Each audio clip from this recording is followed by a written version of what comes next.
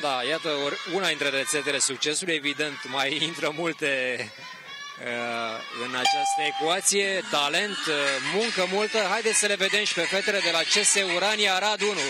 Tot așa, niște colege de ale mele. Colegele lui Marius, da.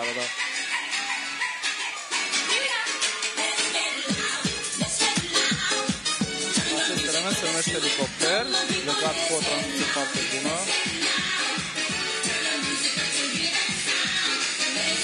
Illusion.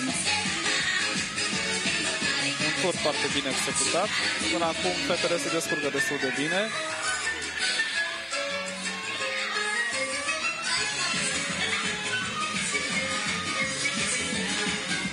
Observați că și muzica este mult mai ritmată.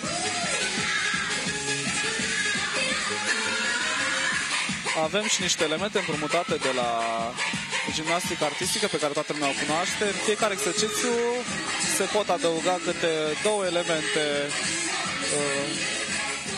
din cadrul gimnasticii artistice.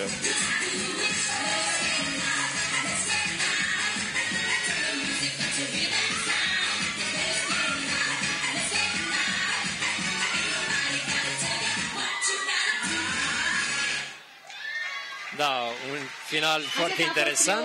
Au fost Diana Iacob, Renata